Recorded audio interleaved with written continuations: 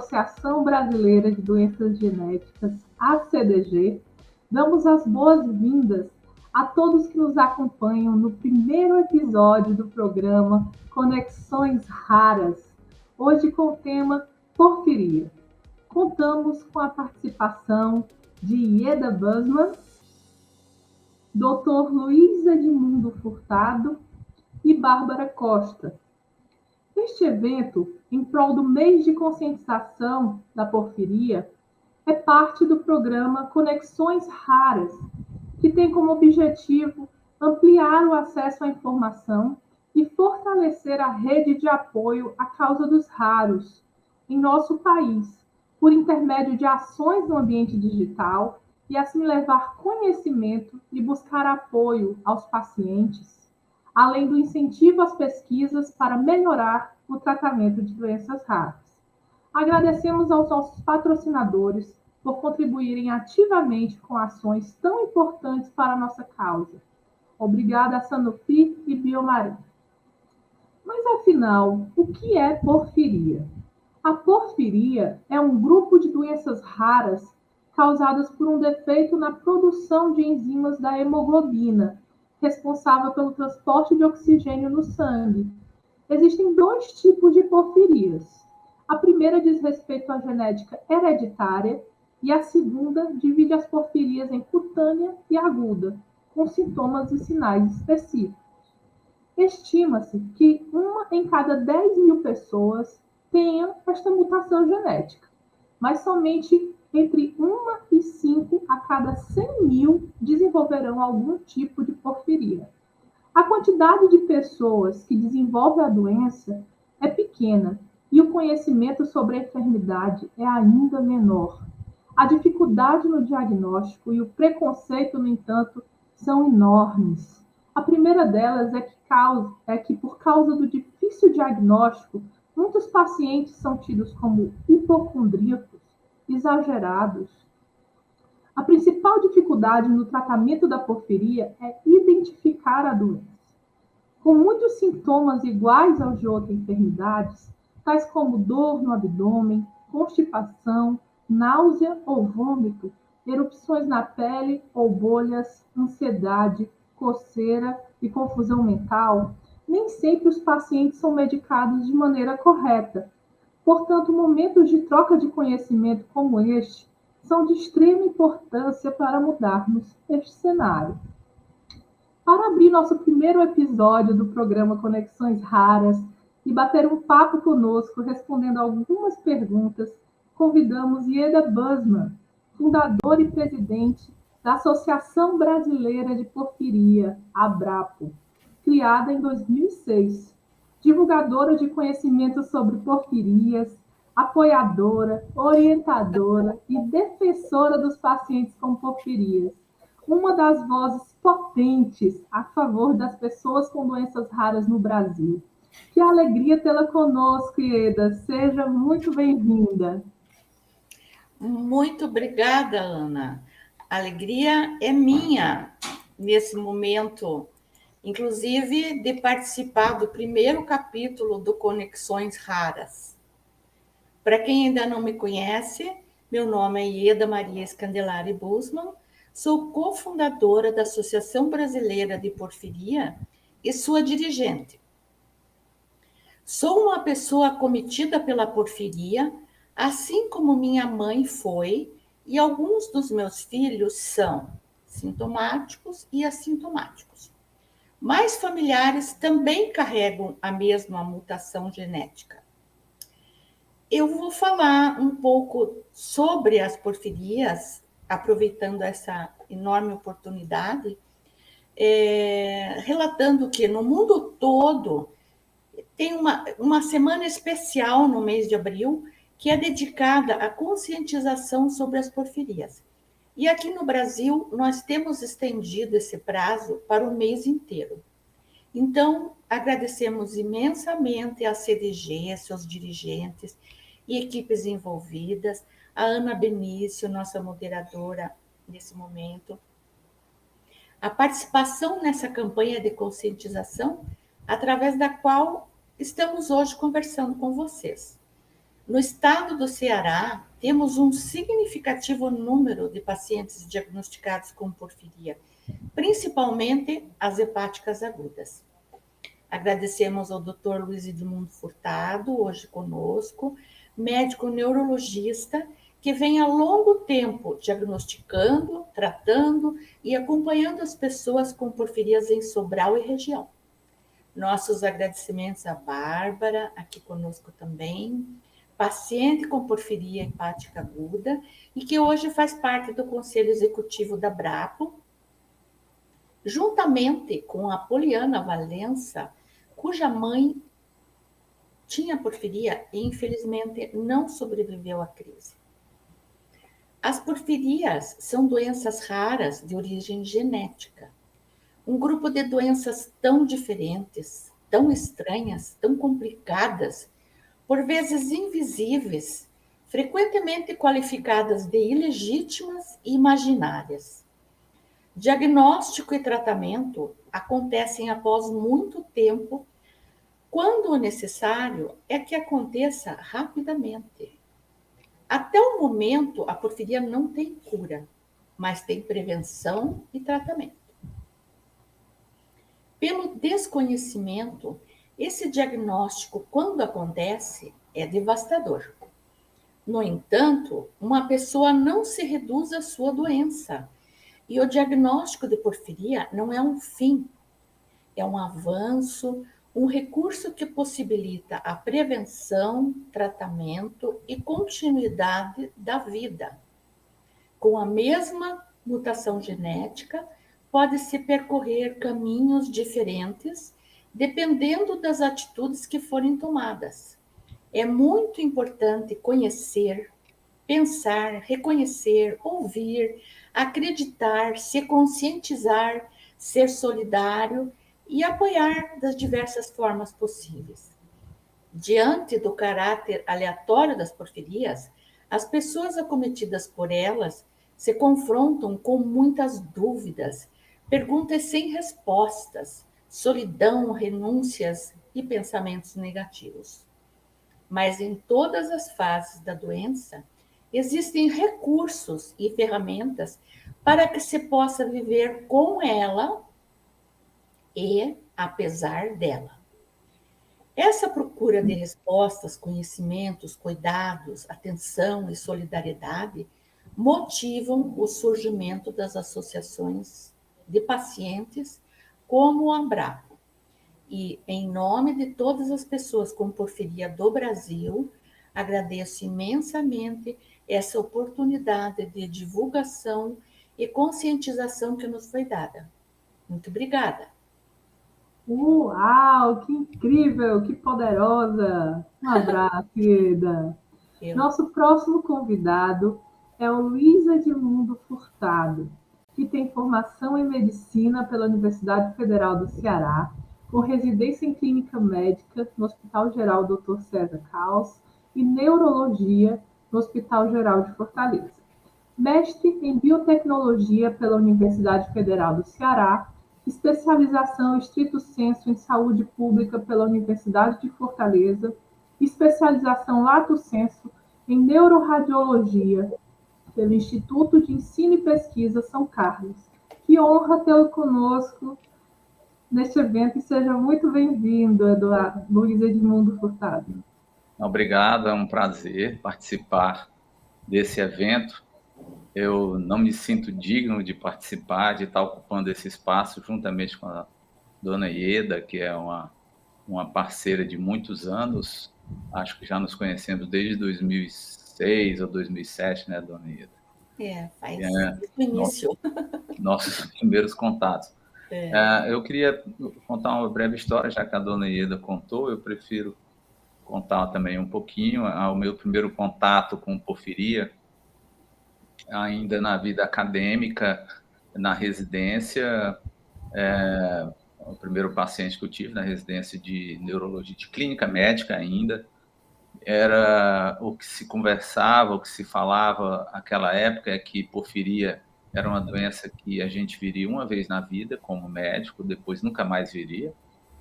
E Na verdade, aqui no primeiro ano, quando eu vim para Sobral, né, Sobral é uma região no noroeste do estado do Ceará, é uma região que tem várias características geográficas que propiciam o surgimento de doenças raras e, para minha surpresa e fiquei totalmente estupefato quando já no primeiro ano aqui na região nós vimos em torno de uns 4 a 5 casos. E aí isso me chamou muito a atenção e foi quando eu fiz eu mandei o meu primeiro e-mail para a Abrapo, pedindo ajuda. A senhora deve lembrar, dona Ida. Lembro. Eu não sabia muito o que fazer, né, na verdade, que a gente sempre, a porfiria sempre coloca o médico e o paciente também num dilema, que é o tratamento da forma aguda, né, é sempre bem difícil da gente conseguir fazer. Então, a partir daí, através da Abrapo, eu pude não posso dizer especializar, mas eu pude me atualizar com frequência. A Abrapo propicia isso aos médicos, né? Um canal informativo e formativo quanto à porfiria. Então, vários desses eventos já participei e, a partir daí, vim crescendo profissionalmente, e isso tudo graças à Abrapo, né? Eu tenho que reconhecer isso. E é um prazer estar aqui, é sempre um prazer encontrar com a dona Ieda, que é uma pessoa extremamente agradável. Vocês, prazer é meu. Se tiverem a oportunidade de conhecer pessoalmente, vocês vão constatar isso. Maravilha, obrigada, Luiz Edmundo. Convidamos também Bárbara Costa, cearense, química, de 31 anos, portadora de porfiria aguda intermitente, diagnosticada em 2019, após longo período de internação e crise grave. Apresentou os primeiros sintomas durante a puberdade aos 12 anos, porém só foi diagnosticada aos 28 anos, após inúmeros diagnósticos incorretos. Membro do Conselho Administrativo da Associação Brasileira de Porfiria, ABRAPO, desde o seu diagnóstico, atua na causa através da divulgação das porfirias e das doenças raras em suas redes sociais. Obrigada por abrilhantar nosso evento e seja muito bem-vinda.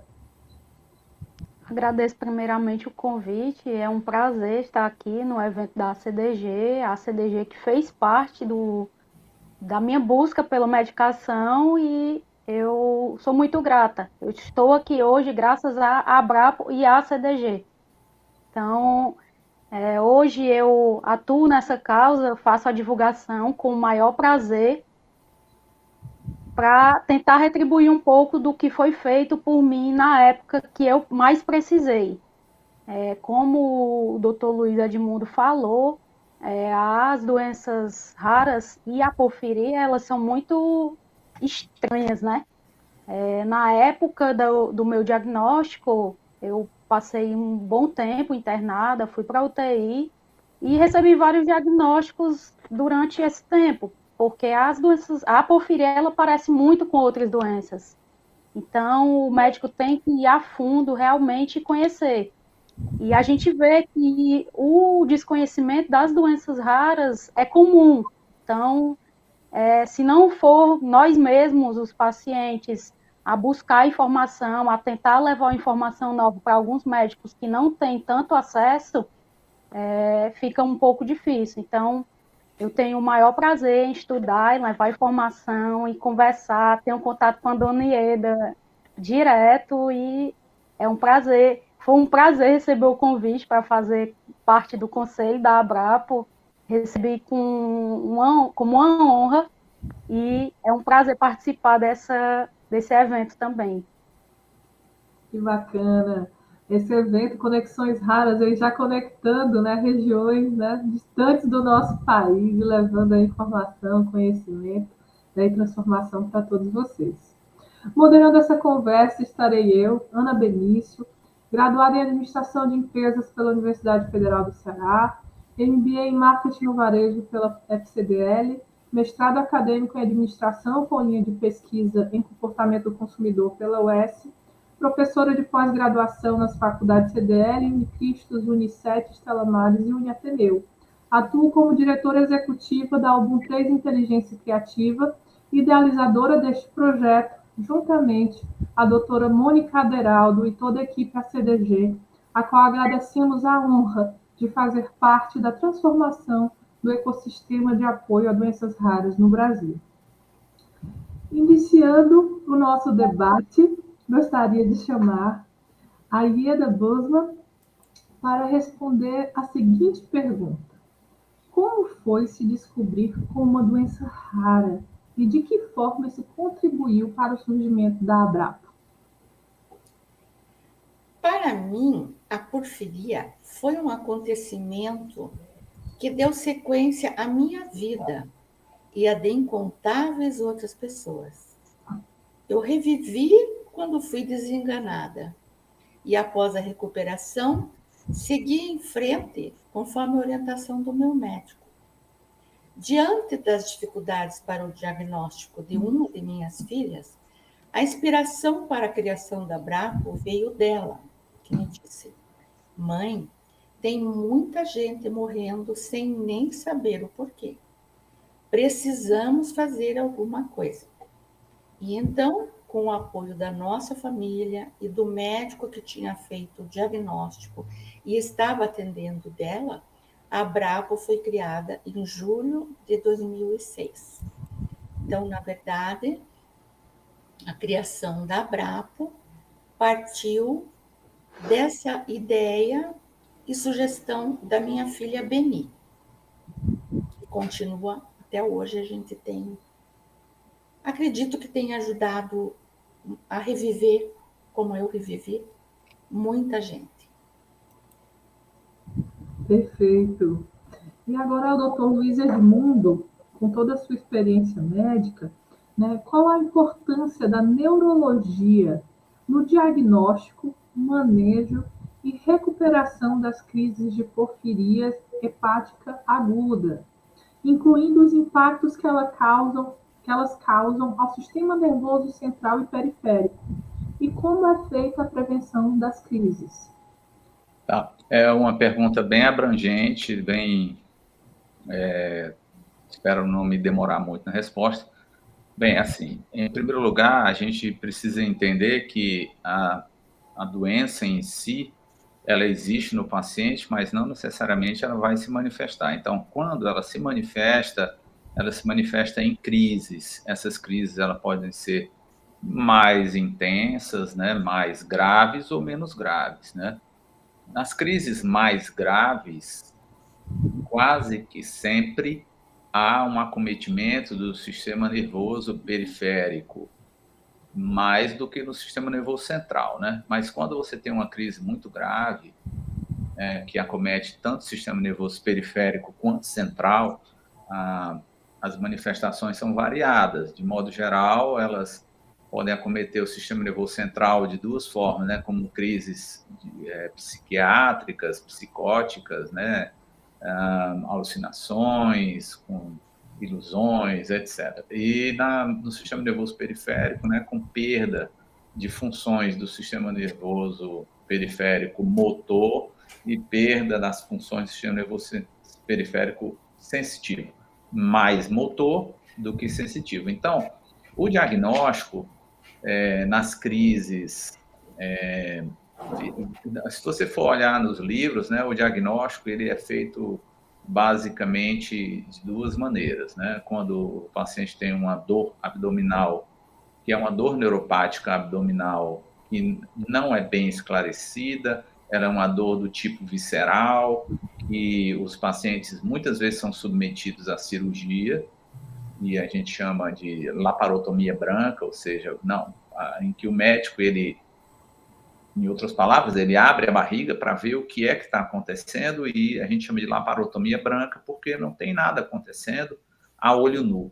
Então, de outra forma, ela também é diagnosticada quando ela se manifesta com uma polirradiculoneuropatia, ou seja, uma perda das funções motoras e sensitivas, principalmente motoras, no padrão de polirradiculopatia, né? Então, A importância da neurologia no diagnóstico é que, na boa parte das vezes, esse paciente ele é diagnosticado nessas duas situações, né? Então, tanto no ambiente de paciente já mais grave, né, de UTI ou de emergência, o neurologista geralmente ele é chamado, né? E ele coloca a porfiria, deve colocar a porfiria em todo paciente que tem perda funcional, principalmente motora, de forma aguda, ele deve estar no diagnóstico diferencial desse paciente. Então, no diagnóstico, assim, o neurologista ele é essencial, né? Ele está sempre presente no diagnóstico,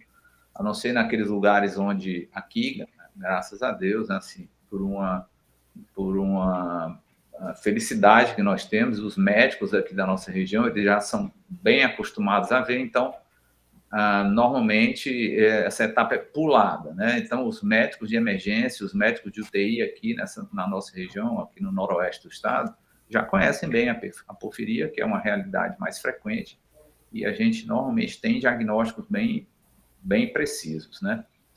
A importância da neurologia, então, seria essa, né? No manejo, né, que, via de regra, não necessariamente precisa ser o neurologista a tratar o paciente com porfiria na fase aguda, pode ser qualquer médico que se sinta capaz de tratar, que se sinta seguro para tratar, né? Então, na fase aguda, o médico, geralmente, quem prescreve os medicamentos, né, a hematina, e outros medicamentos também, não é só a hematina, mas outros medicamentos e o suporte de vida também, ou é um intensivista, é um neurologista, ou um clínico com experiência em manutenção da vida desse paciente. Isso no manejo, né? Sem esquecer, né, que a abordagem desse paciente com porfiria hepática aguda, lembrando também para a plateia, para o público que está assistindo, que eu estou sempre me referindo à porfiria hepática aguda, que é que está no universo da neurologia, né? As outras porfirias, as cutâneas, elas não fazem parte do nosso universo. Mas não podemos esquecer também o importantíssimo papel de uma equipe multidisciplinar.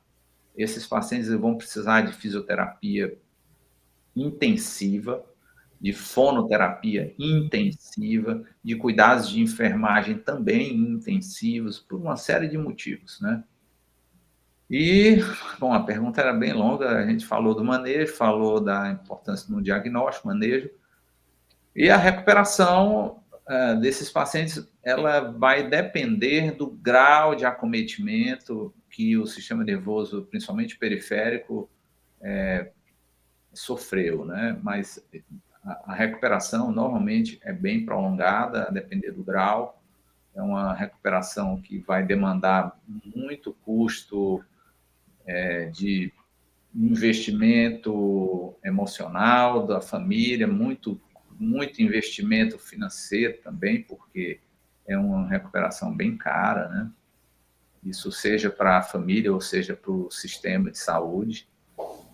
E eu acho que é isso. Eu não sei se eu esqueci alguma coisa.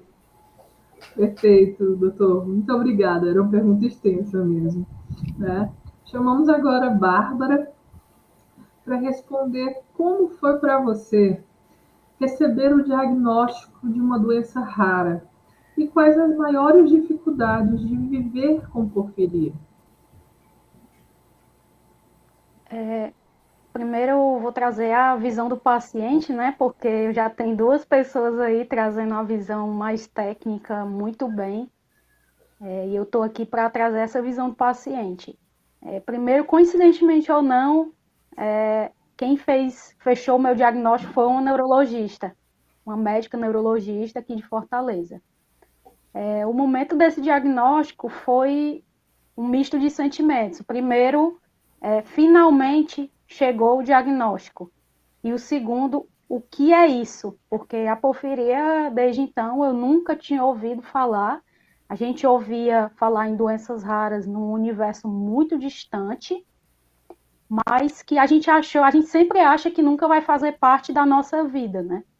E quando chegou o diagnóstico da porfiria, a gente precisou buscar informações, a gente precisou saber o que é, porque, como eu falei, uma das maiores dificuldades é o conhecimento, não só da parte médica, mas da sociedade em geral.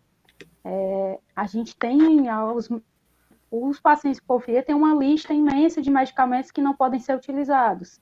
Então, a gente precisa conhecer, a gente precisa ter a informação para levar, ó, isso eu não posso tomar. A maior dificuldade no diagnóstico, no viver com a porfiria é exatamente essa, a parte do conhecimento.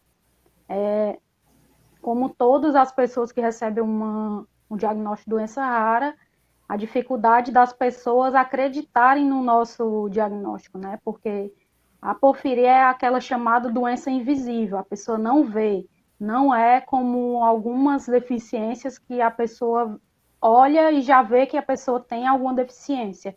No caso da porfiria, não. Então, é a nossa palavra contra a crença das outras pessoas. Então, a maior dificuldade é realmente essa. E como o doutor Luiz falou, precisa de um aporte psicológico muito forte, muito pesado, e um acompanhamento realmente bom, não só da parte médica e psicólogos, mas também da família. Eu pelo menos, eu tive um suporte muito bom da minha família, e isso foi essencial e é essencial ainda, né? Perfeito, Bárbara. Muito obrigada pela sua visão paciente, né? Muito enriquecedora também. Ieda, quais os tipos de porfirias e a diferença entre as tipologias agudas e cutâneas? A literatura atual sobre porfiria é abrangente e exaustiva, né? Mas eu vou apresentar uma visão geral das agudas e cutâneas, para passar uma ideia, pelo menos. As porfirias, conforme já foi falado, são um grupo de pelo menos 8 doenças, né, metabólicas causadas por alterações em enzimas envolvidas na fabricação do M, né? Elas são diferentes umas das outras, mas têm uma característica comum, que é um acúmulo dessas enzimas, as porfirinas, nas porfirias cutâneas, ou os precursores delas, que são o porfirinogênio e o ácido delta-aminolevulínico, nas porfirias agudas. Embora essas sejam substâncias químicas normais, elas geralmente não se acumulam no organismo. E as manifestações clínicas das porfirias, elas podem ser, conforme o doutor Luiz já falou, neurológicas, né, na forma de crises agudas, ou também elas serão cutâneas, diante da fototoxicidade provocada pelo acúmulo de porfirinas, nesse caso. E seguindo essas manifestações, as porfirias se classificam em agudas e cutâneas. Nas porfirias, a classificação vem do qual desses produtos químicos se acumula no organismo e onde começa esse acúmulo tóxico. Nas porfirias hepáticas, isso acontece, como o nome diz, né, no fígado. E nas porfirias eritropoéticas, esse início vai começar na medula óssea. Dessa forma, elas são classificadas em porfirias hepáticas ou porfirias eritropoéticas. Na maioria das porfirias cutâneas, a fotossensibilidade induzida pelas porfirinas causa fragilidade na pele e formação de bolhas nas partes expostas à luz. O único tipo de fotossensibilidade não bolhosa vai provocar dor ou eritemas agudos com queimação e coceira. Mais tarde eu vou falar qual é esse tipo. Os efeitos do sistema nervoso ocorrem nas 4 porfirias agudas, que são a porfiria aguda intermitente, a porfiria variegata, a coproporfiria hereditária e a porfiria por deficiência de ala desidratase. Elas são caracterizadas por episódios de crises neuroviscerais agudos envolvendo o risco de vida. O diagnóstico geralmente é tardio porque os sintomas são inespecíficos e se parecem com os de muitas outras doenças. A porfiria aguda intermitente é a mais comum das porfirias agudas no mundo todo. Dor abdominal intensa é o sintoma mais frequente e outros sintomas podem ser náuseas, vômito, constipação, fraqueza muscular, retenção urinária, palpitação, hipertensão, confusão, alucinações, convulsões, dor nas costas, nos braços, pernas, urina escura ou avermelhada também pode ser observada. São tantos sintomas, a pessoa pode ter todos ou ter só alguns deles. Cada pessoa vai ser diferente. E normalmente a pele não é afetada nas porfirias agudas. Os ataques sintomáticos são mais comuns em mulheres do que em homens e se manifestam após a puberdade, isso por causa das influências hormonais. Todas as pessoas com alteração genética, conforme o doutor falou, embora correndo o risco de desenvolver crises agudas, a grande maioria não vai nunca apresentar sintomas, porque é preciso um motivo, um gatilho, uma causa para essa crise. Então, essas pessoas pode-se dizer que têm porfiria latente ou pré-sintomática. O outro tipo de porfiria aguda é a coproporfiria hereditária. É uma forma de porfiria hepática aguda muito parecida com a porfiria aguda intermitente, mas ela é bem menos comum e ela também pode apresentar manifestações na pele, além dos sintomas agudos. A porfiria variegata é outra, que também é uma porfiria aguda, que causa sintomas neuroviscerais graves, mas também pode apresentar lesões cutâneas bolhosas, parecidas com as observadas na porfiria cutânea tarda. A porfiria por deficiência de ala desidratase também é chamada de porfiria D-DOS e é o tipo mais raro de porfiria com sintomas agudos.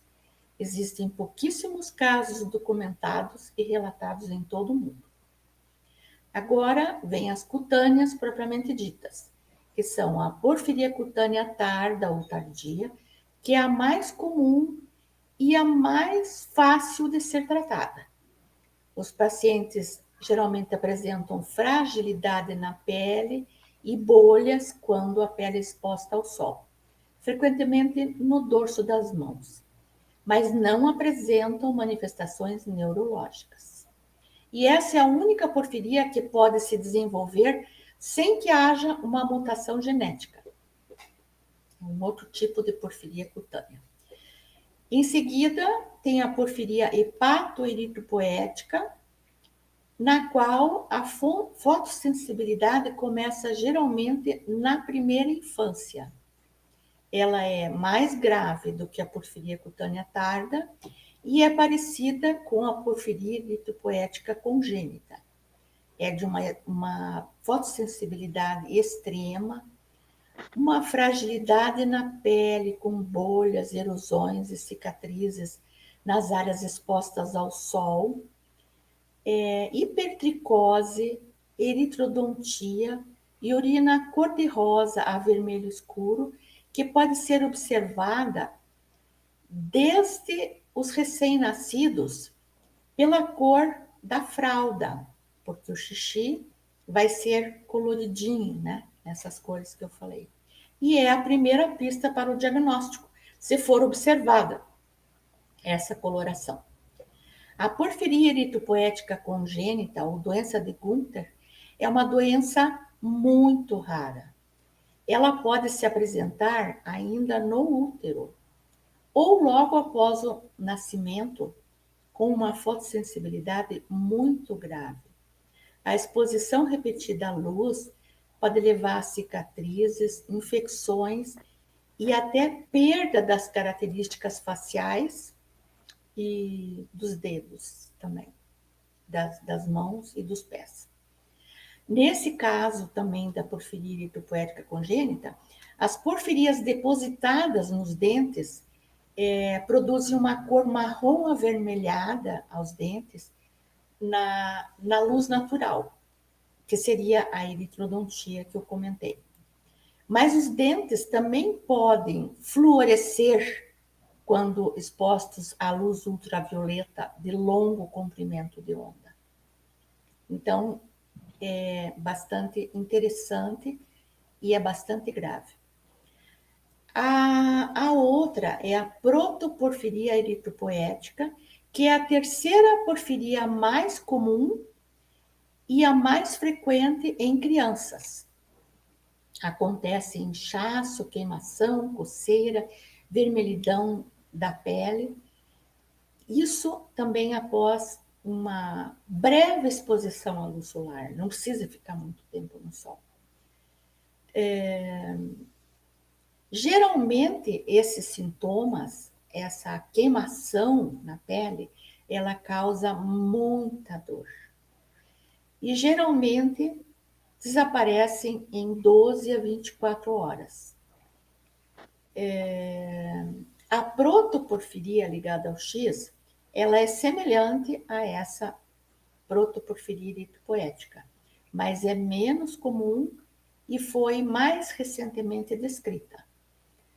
Os sintomas das duas são observados já na primeira infância, mas elas se prolongam por toda a vida. Essa fotossensibilidade super dolorosa pode prejudicar muito a qualidade de vida dos pacientes. E o atraso no diagnóstico é maior ainda do que em qualquer outro tipo de porfiria. O tratamento mais eficaz é a prevenção da reação fotossensível. Isso evitando a luz solar, protegendo a pele com roupas e bloqueadores. Essas são as principais porfirias. Que aula, né? Que universo amplo de conhecimento. É um universo, né? Mesmo. Nossa. Aproveitando a última parte da sua fala, eu queria chamar novamente o Dr. Luiz Edmundo para ele falar um pouco sobre como é feita a prevenção das crises e também sobre se existe alguma relação das porfirias com Guillain-Barré. Tá. Voltando assim, as porfirias hepáticas agudas, né, que são essas que principalmente têm manifestações neurológicas, né, tanto centrais quanto periféricas, mas bem mais periféricas do que centrais. Quando eu falo manifestações centrais, eu me refiro a acometimentos do sistema nervoso central, né, cérebro, para ser mais específico. Sistema nervoso periférico, eu me refiro a raízes e nervos periféricos, né? Bom, de modo geral, todas as porfirias, todas elas, né, inclusive a hepática aguda, a prevenção é evitando o fator desencadeador, né? Então, no caso das porfirias hepáticas agudas, são os estresses metabólicos, né? Por exemplo, a dona Ieda falou que é bem mais comum não, é mais comum as porfirias hepáticas agudas nas mulheres a partir da adolescência, principalmente dos 20 aos 40 anos. Isso deve estar relacionado ao ciclo menstrual, que altera a homeostase da mulher, né? Então, mas não necessariamente só isso. Você pode ter, por exemplo, o que é comum, a pessoa vai se submeter a uma cirurgia e acaba, digamos, ainda na juventude, vai se submeter a uma cirurgia e nunca teve contato mesmo assim com uma grande carga de medicamentos e acaba se submetendo a isso. Esse estresse metabólico faz com que a doença se manifeste. Então, Por isso é importante, quando a gente diagnostica um paciente, a gente acaba diagnosticando mais de um, né? Então, quando você acha, como elas têm um caráter hereditário, as hepáticas agudas têm um caráter autossômico dominante e autossômico recessivo, você consegue fazer triagem em várias outras pessoas da família, e essas pessoas que são, digamos, portadoras sãs ou portadoras nunca manifestaram a doença, a gente pode fazer uma intervenção de saúde pública naquela família, para evitar situações que levem a um estresse metabólico, que são, né, principalmente uso de medicamentos, principalmente uso de etanol, álcool, outras drogas recreativas, e mesmo para quando a pessoa vai necessitar de uma situação de uma anestesia ou, sei lá, precisa se tratar de uma doença eventualmente, o médico pode saber quais medicamentos ela pode tomar e quais medicamentos ela não pode tomar. Então, basicamente, todos os medicamentos que tenham uma metabolização hepática, que envolva uma certa etapa da metabolização do citocromo, uma parte lá da metabolização desses medicamentos em nível hepático, isso pode comprometer a saúde do portador de porfiria hepática aguda. Então, assim, a prevenção seria ter o diagnóstico precoce, né, o diagnóstico de preferência antes da pessoa ter tido a primeira crise e evitar essas situações que a gente já conhece, que é álcool, drogas recreativas, estresse metabólico por conta de medicamentos e outras coisas a gente não tem como evitar, né? Por exemplo, engravidou, muitas mulheres, mesmo sabendo que são portadoras, elas desejam engravidar. E sabendo dos riscos, elas ainda assim engravidam. Então, é difícil, né? Porque essa é uma discussão que vai além da discussão médica, né? Essa é uma coisa que deve ser conversada com os pacientes. Mas, de toda forma, né, o aconselhamento genético também faz parte dessa prevenção, né? Então, aconselhamento genético, além dessas outras medidas, eles são a prevenção para os surtos. Porque a única maneira de prevenir a doença mesmo é só com aconselhamento genético, né? Mas para prevenir surto da doença, aí são essas outras medidas, né? Medidas comportamentais. Quanto ao Guillain-Barré, o Guillain-Barré é o diagnóstico diferencial mais importante em relação à porfiria, porque o Guillain-Barré é, por definição, a forma clássica de Guillain-Barré é uma fraqueza ascendente, é uma paralisia ascendente que, na sua forma clássica, começa pelas pernas, pelos pés, ela ascende rapidamente até podendo chegar à musculatura bulbar, ou seja, musculatura respiratória, musculatura facial, e isso de uma forma bem rápida. E com uma característica que é a arreflexia, com perda dos reflexos, né? Então, toda paralisia ascendente, rápida, simétrica, de predominância motora com a reflexia é potencialmente um Guillain-Barré. Só que a porfiria, ela guarda muita semelhança com o Guillain-Barré. Ela também ela também é uma polirradiculoneuropatia, então ela pode ter esse acometimento preferencialmente motor e ascendente e de forma rápida também. Então, as duas compartilham também manifestações autonômicas, né, do sistema nervoso autonômico. Isso é importante porque geralmente é o que traz mais risco nessa fase, né? São riscos de arritmia, arritmias cardíacas, né? Então, isso é um fator bem grave, né? Uma característica bem grave das duas condições, né? Então, e o diagnóstico de Guillain-Barré, por incrível que pareça, é mais difícil de fazer do que de porfiria. De porfiria você faz com um exame de sangue, com um exame de urina. enquanto que no Guillain-Barré a gente tem que esperar a evolução da doença por um certo tempo, 2 semanas mais ou menos, para poder fazer os testes com maior fidedignidade.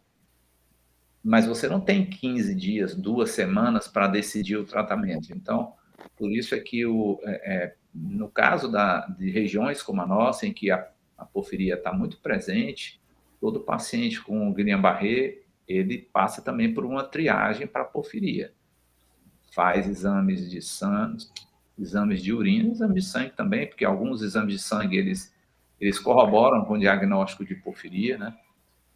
Como a hiponatremia muito intensa, assim, isso também é importante no somatório do diagnóstico, mas, basicamente, nas porfirias hepáticas agudas, o diagnóstico ele é feito com exame de sangue, mais uma vez, exame de urina, né? Você coleta a urina do paciente, essa urina ela é submetida a 2 testes metabólicos, né? A presença de PBG, como já foi dito, que é o porfirinogênio, e o ALA, né? Então, a presença elevada desses 2 elementos na urina, isso, nesse contexto clínico, fecha o diagnóstico para porfiria hepática aguda, né? Então, diferente das outras porfirias, né, em que o diagnóstico é feito de forma diferente, né? Não é sempre no contexto clínico, mas através de porfirinas, né, que são outros metabólitos da formação do M,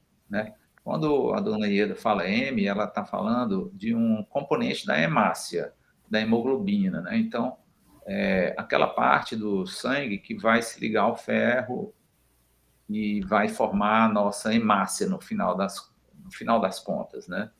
Então, o diagnóstico, né, das porfirias agudas, ele é feito dessa forma, né? E o diagnóstico diferencial é sempre bastante difícil de ser feito entre Guillain-Barré e porfiria. O Guillain-Barré, por sua vez, ele não é uma doença metabólica, é uma doença da imunidade. Então, ele tem todo um modo de diagnosticar é diferente, né? Então, mas é sempre um diagnóstico importante, um diagnóstico diferencial importante. Perfeito, doutor. Obrigada pelos esclarecimentos. E agora eu vou convidar novamente a Bárbara Costa para falar um pouquinho sobre como foi a sua reabilitação após uma crise grave e como você convive com a porfiria, Bárbara. Depois da crise, né, a minha crise foi bem grave, eu fiquei paralisada, o corpo inteiro, precisei de suporte para respirar, fui para a UTI. Depois do uso da hematina, quando eu recebi alta, eu precisei de fono, porque a voz já não era a mesma, e o mais importante foi a fisioterapia. Eu passei 1 ano, mesmo após a crise, fazendo fisioterapia. Passei 5 meses de cadeira de roda, mais ou menos uns 3 meses utilizando o andador e depois eu voltei a andar. Mas a fisioterapia era feita de segunda a sábado, entre 1 hora e 1 hora e meia. Como o doutor Luiz já falou, é um tratamento caro. Então, a pessoa tem que ter todo um preparo, um suporte, né? Fora esse acompanhamento com a fisioterapia, eu precisei de acompanhamento com o médico da dor, neurologista. Eu fiquei com dores crônicas. Alguma parcela dos pacientes, eles ficam com dor crônica após o diagnóstico e o tratamento, e eu fui uma delas. Até hoje eu faço uso de medicação e atualmente o que mais me incomoda realmente são as dores. Hoje eu já voltei a trabalhar, eu já consegui fazer uma pós-graduação após a crise, mas se eu dissesse que é fácil, eu estaria realmente mentindo, não é fácil. Conviver com as dores diariamente, mesmo com o uso de medicações, não é fácil. Precisar de medicação, da hematina, e não ter disponível é difícil. Depois da crise grave, eu já precisei novamente usar a hematina. Eu já tive outra crise um pouco mais leve, mas eu precisei da hematina, porque ela estava me causando muitas dores e estava já acometendo as minhas pernas, a minha sensibilidade. Então, hoje, como eu já falei, eu estou trabalhando, eu estou convivendo bem com a doença, eu faço os acompanhamentos, eu tento fazer o que eu posso, que está ao meu alcance para eu não ter outra crise, para eu viver bem, na minha forma. Eu não posso fazer tudo que as pessoas fazem, mas dentro da minha normalidade, dentro do que eu consigo e do que eu quero, eu consigo viver bem. Então, a porfiria, ela não me impede de viver, ela não vai me impedir de viver. Eu consigo viver dentro da minha normalidade como eu quero, eu gostaria mesmo.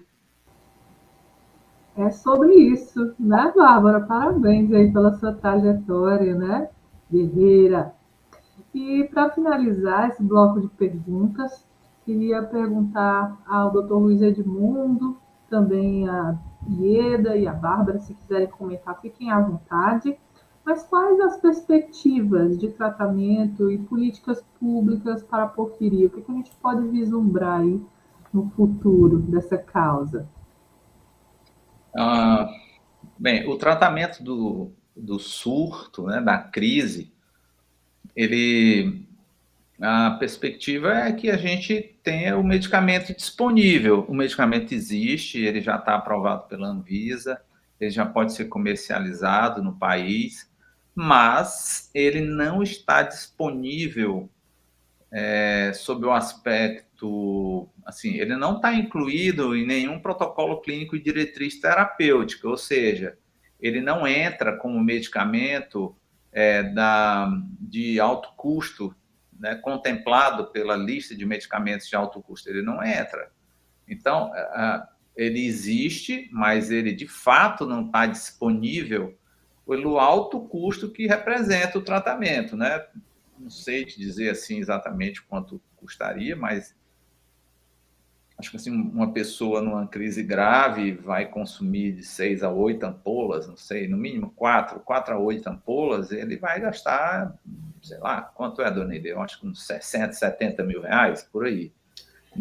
Isso, assim, você tem que decidir de hoje para amanhã, não dá para você ficar esperando. Então, é um custo assim que muitas vezes a gente não consegue o medicamento, a gente não acaba que recorre sempre à Abrapo. A Abrapo tem uma rede aí de pessoas que colaboram, né, que tem o medicamento, acho que em excedente e acaba doando, mas é assim, né? Existe esse medicamento, né, para as fases agudas e o medicamento é eficaz, é muito eficaz, porque ele é basicamente repor aquilo que a pessoa não tem, né? Então, assim, ele funciona muito bem e eu acho que não há uma perspectiva de um medicamento melhor para esse momento da doença, né, do paciente. Não há. Talvez algum com a tolerância melhor, com um modo de aplicação melhor, subcutâneo, talvez isso surja, mas mudando praticamente só a farmacocinética ou farmacodinâmica. A droga mesmo, ela não deve, não há uma perspectiva de um medicamento melhor. No entanto, para tratamento da doença, aí há perspectivas, né? Há perspectivas de tratamento com terapia gênica. Isso não deve ser uma realidade muito distante, mas se nós temos essa dificuldade com um medicamento que custa em torno de 60 mil, talvez, eu não sei, o que dirá de uma terapia gênica, né? Então, assim, esse é um problema, você resolve um problema, você cria outro, né? Porque você acaba tendo a luz no fim do túnel, mas você não chega lá.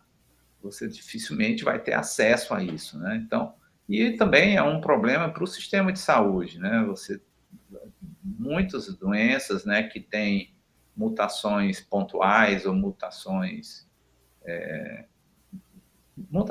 pontuais, principalmente, né, em que você pode aplicar facilmente essas técnicas higiênicas, elas estarão disponíveis em breve. Já algumas vocês devem saber que já está, né, para AME, para Huntington, deve estar bem próximo de sair também. E aí, como vai ser? O sistema público vai suportar isso? Eu não sei como vai ser, né? Mas, basicamente, eu diria assim que a perspectiva, que é uma coisa que a gente já vem conversando há bastante tempo com a dona Ieda, na Abrapo, nós temos que ter um protocolo clínico. Isso o medicamento está disponível, mas nós não temos protocolo clínico, digamos, em especial para as hepáticas agudas, né? Então, a gente acaba... conseguimos, durante algum tempo, a gente conseguiu, junto ao poder público daqui, que o poder público local comprasse para os hospitais de referência 4 ampolas para cada hospital. A gente conseguiu, mas aí só conseguiu essas 4 ampolas para cada hospital. E aí pronto, assim, é como se a Secretaria de Saúde, o gestor da época, disse, não, pronto, eu fiz, né, e acabou. Ou seja, não é uma política de saúde pública, foi uma intervenção, mas não é uma política que você vai ter sempre disponível, né?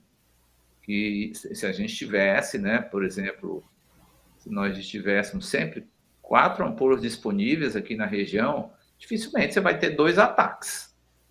Mas, a gente diz assim, dificilmente, mas agora esse mês passado teve, né? 2 ao mesmo tempo.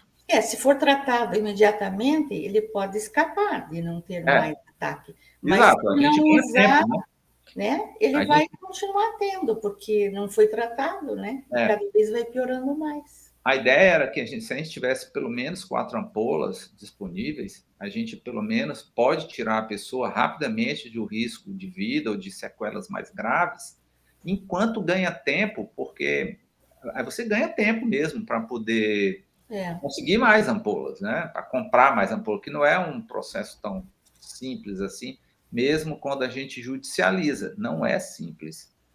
Então, mas eu acho ainda que é uma estratégia que pode funcionar, né? Se a gente tivesse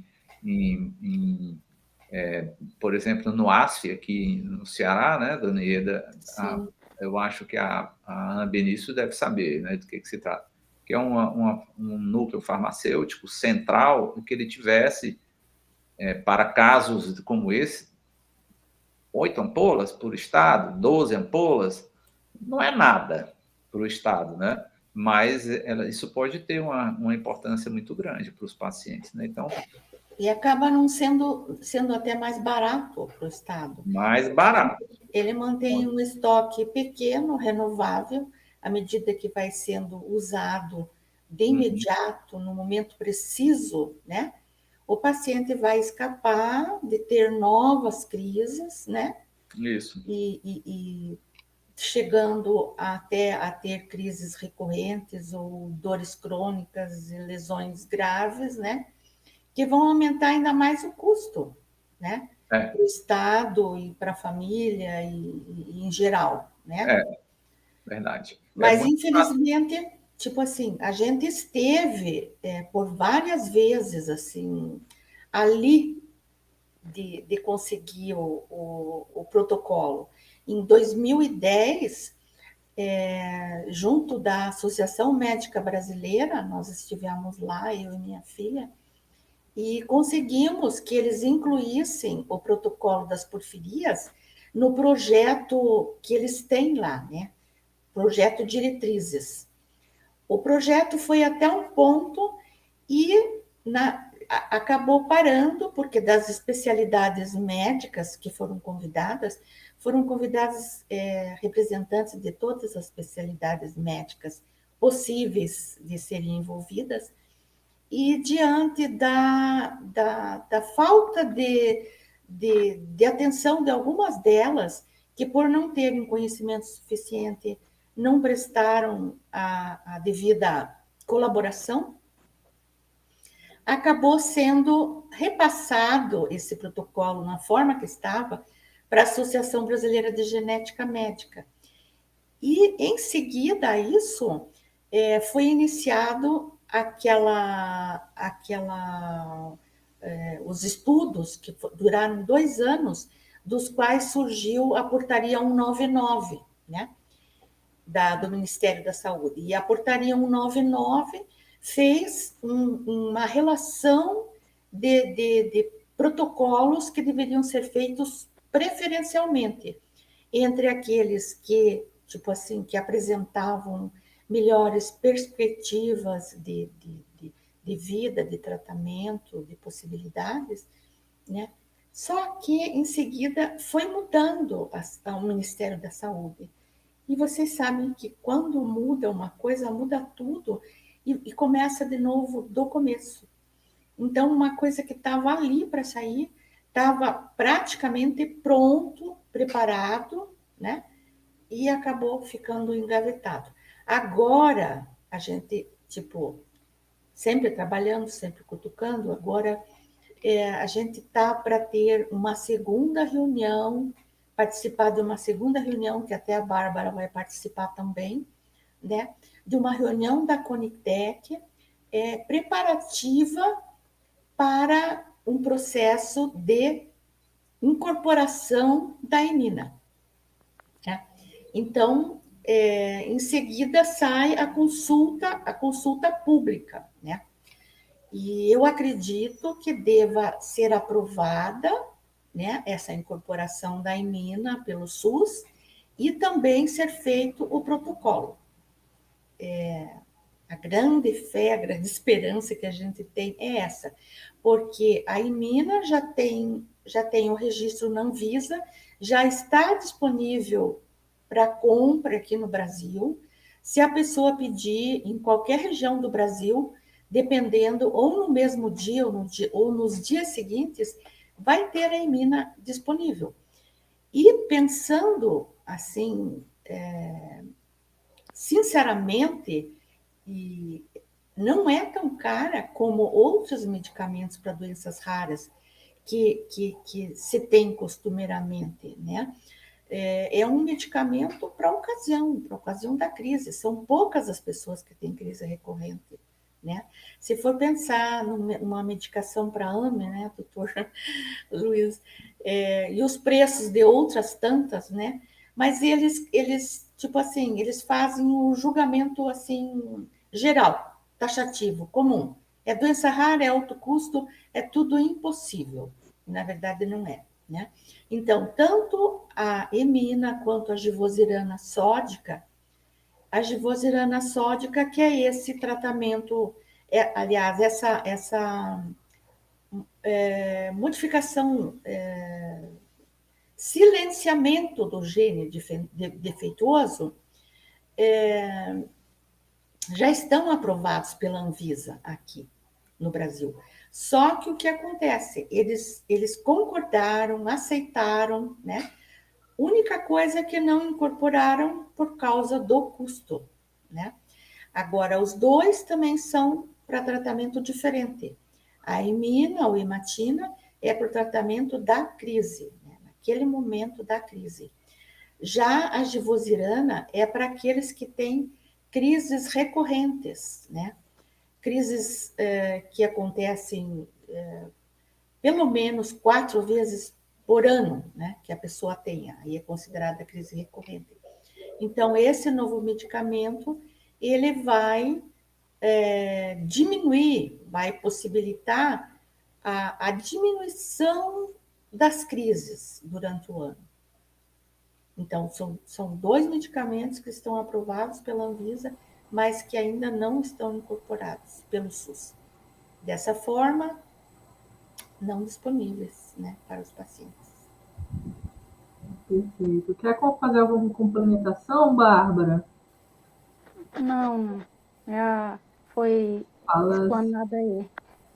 Falas contemplaram, né? E é importante frisar, né, que o Estado ele tem um alto poder de barganha, né? Então, ele consegue uma negociação junto à indústria, né, cuja precificação final fica com uma diferença muito considerável, né, para a medicação, e com isso ela consegue, de fato, disponibilizar, né? Então, é importante, né, contamos aí com todos vocês que nos assistem para aderirem a essa consulta pública, porque esse movimento é muito importante, que a sociedade civil se una, né, e responda a essa consulta pública, participe desse movimento, né, e que, de fato, nos ajude a alcançar essa conquista tão relevante que pode fazer toda a diferença nas vidas de milhares de pessoas aí no nosso país.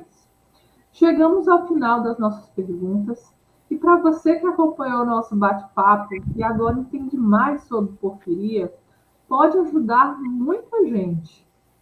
Nosso pedido é que compartilhe essa nossa conversa. Tem um botão aqui embaixo, compartilhar. Clica nele e leva essas informações para toda a sua rede de conexões, para as pessoas que te seguem nas redes sociais. E assim, você pode ajudar no avanço de alguém em tratamento, na conscientização de uma família que precisa de ajuda, que precisa de acolhimento. E para mostrar que é possível superar os desafios dessa doença. E temos aqui exemplos reais disso, de que a doença não é uma barreira na sua vida. E você não está sozinho nessa. E agora seguimos fazendo um convite aos nossos participantes para fazerem suas considerações finais e deixarem uma mensagem aos nossos ouvintes. Passo a fala nesse momento para Ieda Busman. Obrigada. Então, finalizando, eu posso dizer com certeza que a conscientização é necessária. E é preciso compreender, acreditar e tratar os pacientes adequadamente e sem preconceitos.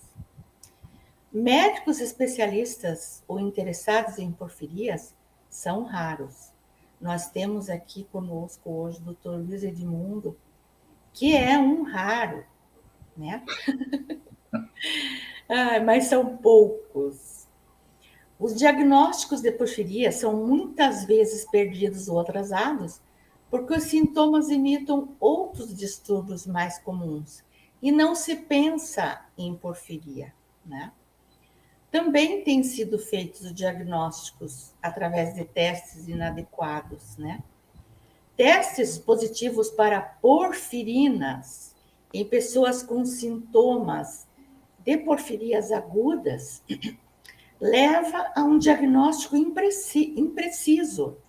E dessa forma, tem muitas pessoas rotuladas como portadores de porfiria e não o são. E os resultados podem ser desastrosos. Os testes de porfirinas são adequados para o diagnóstico de porfirias com manifestações na pele, ou seja, as cutâneas. Mas muita atenção. Muitas pessoas podem apresentar aumento nas porfirinas urinárias, mesmo sem ter qualquer tipo de porfíria. Outra coisa que a Bárbara vai concordar plenamente comigo é o que eu vou comentar a seguir, que as dores em porfirias agudas são reais e são muito severas.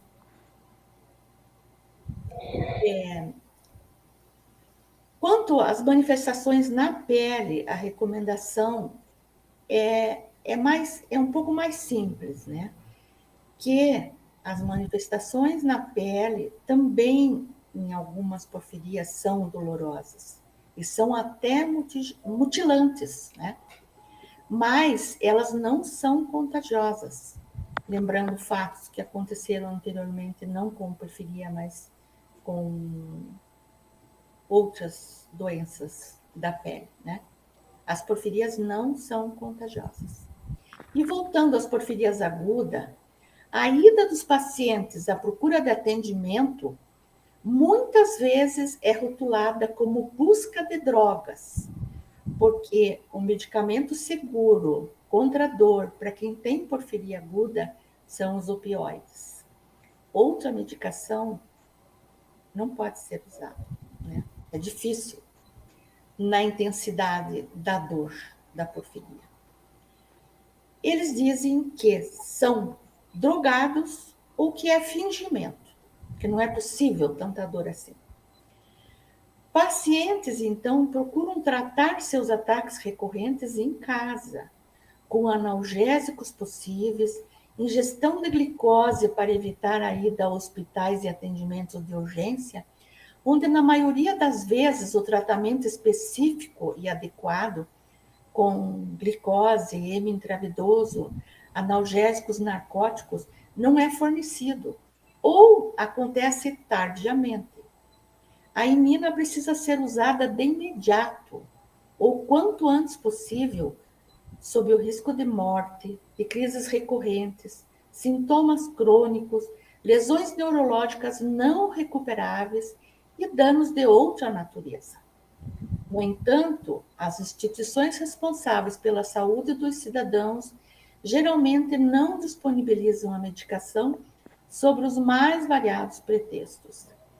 É necessário essa política de saúde que a gente acabou de falar, né? E é necessário também o acompanhamento após a alta hospitalar, para a completa recuperação e manutenção da saúde dos pacientes. Esses devem ser orientados a evitar potenciais desencadeadores, conforme o Dr. Luiz Edmundo já comentou, né? E devem ser monitorados regularmente para evitar o desenvolvimento de complicações a longo prazo. Não é só ter uma crise, dar alta e acabou. A pessoa tem que ter acompanhamento. Pode ter outras crises. E aos interessados, nós temos na página internet da Abrapo inúmeras orientações e informações a respeito das porfirias, tanto para pacientes quanto para médicos, né? E o lembrete que eu gostaria de deixar para todos é que as porfirias são raras, mas existem. Elas não têm cura, mas têm prevenção e tratamento. Lembrem-se delas. Obrigada. Perfeito. É muito fofa, né, gente? Dá vontade de a gente ir lá no sul, dar um abraço nela. Mas venham, serão muito bem recebidos. Doutor Luiz Edmundo, suas considerações finais.